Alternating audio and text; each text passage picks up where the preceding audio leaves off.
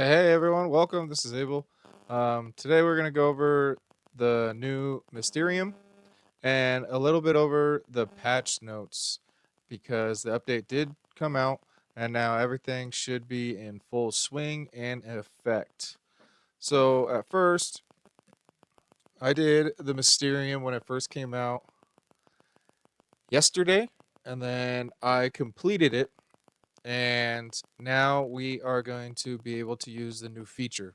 So when Mysterium first comes out and you haven't played it yet, floor 2, 3, 4, and this difficulty will be on or will be locked. At first, it's going to be floor 1 and difficulty normal. So basically, it's the same. It's the same map style. You go tile to tile. You still hit the same people, and each floor that you complete you will be able to select your starting floor after that. So after you beat the final boss, you'll be able to floor 1 and floor 2, and you say you stop at floor 3 and you can't pass it. Well, you don't have to go to floor 1 anymore. You can start at the earliest one that you did finish. So you'll be able to start at floor 2. And so I'm going to do the feature difficulty hard.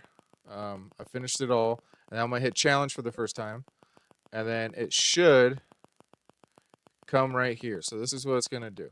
So I'll be able to go through here just like normal, and I will be right back. I'm going to finish this, but as you see, it's still the same. It's still the same old Mysterium as before, and there is a new feature. It's called the Twist of Fate. So what the Twist of Fate is it will give you multiple choices to choose, and they are either going to range between giving you more health, or they are going to give you an option of they will switch your lost souls, your special abilities that you've collected throughout the levels. It will switch that. Um, or it'll give you more gold, or it will allow you to sacrifice a random immortal to gain another lost soul. And it is completely random. I did it once, and it killed a green immortal that I don't use. Um, as a side note, I do recommend if you have only one march and you don't have multiple immortals going into Mysterium, you stay away from that because it does have the potential of um, sacrificing one of your main immortals that you use, and that'll ruin your experience for that round. But if you do, needless to say, you can always use your hearts, and your hearts will heal those immortals. So, um, I'm gonna go ahead. I'm gonna finish this real quick, and we will be right back. All right, welcome back. Okay, so I just completed it, and we are going to fight the final boss. So every time, every floor will have one of these final bosses in an orange gold circle. Basically, what you're gonna do is you're gonna go ahead and click on them, and you're gonna fight them. When you fight them, at the end of it, once you get victorious, they will drop these pearls. And these pearls will be able to be used in a shop, and I'll show you that just in 1 second. I just want everyone to see what you get. So every time you fought an enemy, you got some items. Now you will not be able to get these items in your inventory until you completed the floor. So that's very important. So you can't just grind half a floor and get the gold and get the materials. You have to actually complete the floor, and at the end of the floor and the final boss, you'll get all the items and gold that you have acquired throughout that floor. So now I'm going to beat this guy, which I did, and it should give me floor 1, 2, 3, and 4, and it should give me everything up until that point. And click on the chest. So I got 3,000 pearls for this floor.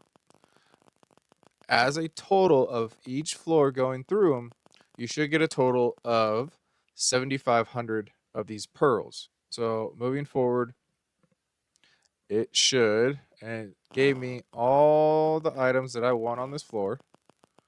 And previous floors. So it's just going to act like I completed them. It's going to remember that I did, and it's going to give me my extra 4,500 pearls. So plus the 3,000, that's going to be 7,500. Now you're like, oh, hey, what are those for? So we are going to go ahead and go to the shop. I like to go right here. So you got 4,500 pearls. So now this is a new shop. This is the point shop. This is the Mysterium shop, however you want to call it. And now instead of getting a chest at the end, and you only get 5 pieces back then, now you get 10 plus 5. So, and the new ones that are able to use is you now have the War Colossus. Um, I believe the Ramsey one is new. I believe this is Merlin's special is new. Xenos is definitely now available as well. Um, definitely Ditto, and we also have Ham's special as well. So moving forward, we have some fire. Definitely this one. I don't know if that one was actually used before or not, but that's also a good one to have. And I believe that is it. But if you have not noticed, you are missing two, possibly more, but the two noticeable ones is Alex's special artifact is gone. You cannot get that through the Mysterium anymore. And El Cid's. El Cid's you cannot get through the Mysterium anymore. And you can also get some fragments. And it's only 10 for 5,000, so not that actually good. Definitely you can acquire these fragments easier in other places, and they're just basic epic immortals. Um, Usually free to play. You don't have to spend usually any money to get these immortals. So I definitely recommend maybe saving your pearls for artifacts and um, doing that. I want to. I'll get 10 of those guys, and then it disappears. So the shop does refresh every 2 days, and they come right back. So you can keep buying them. And what's cool is that now you get basically um, you get 15 fragments every 2 days instead of the 5 you got every 2 days. So you will be able to complete a artifact, the one that you use 10, you max out on, and you'll be able to use that every, I believe, 6.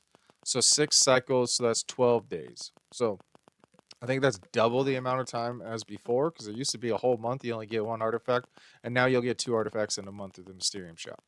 So definitely grind that out.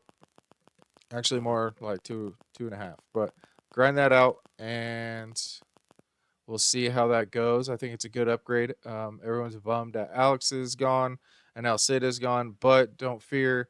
You can still throughout um, all our events that go throughout the week. You can still get them in those locations, so they're not lost forever. And I think with the availability of all these special events, that have the ability to give you those chests and how often arms race pops up, you'll definitely be able to still acquire the artifacts that you need that they took away from the Mysterium.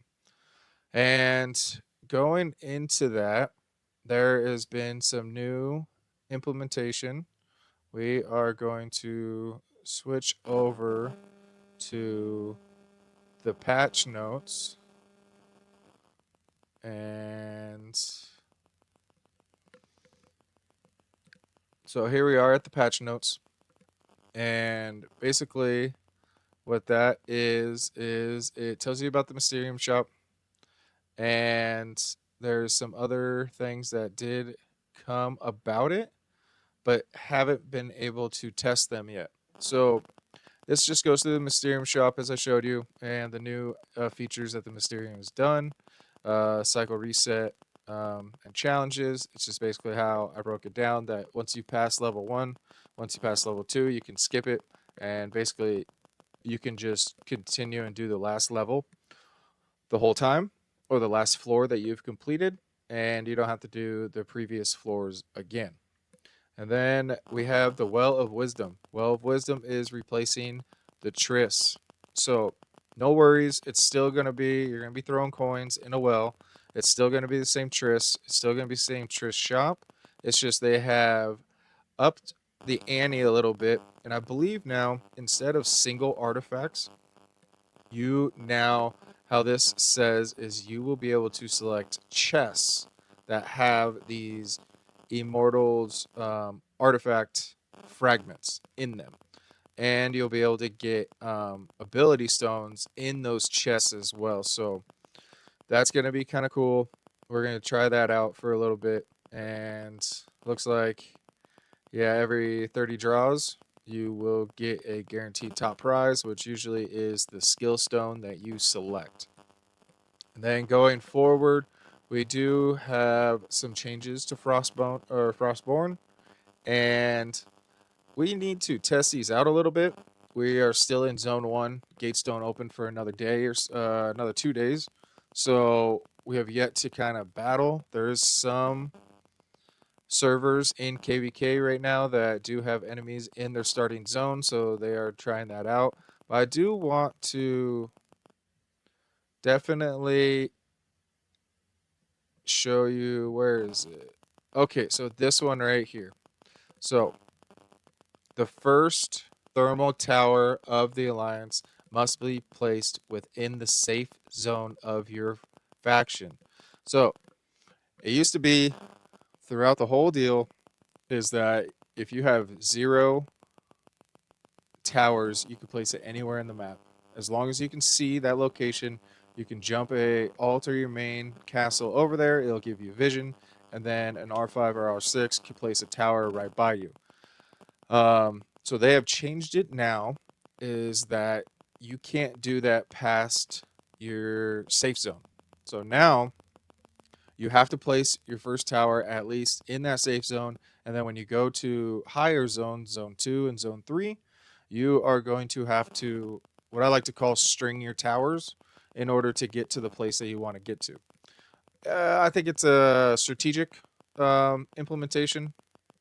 I think there's been some people that are like, "Oh, hey, you shouldn't do that. You know, that's cheating or something or against the rules." But as long as I've been playing Frost, I mean, that's always been a thing.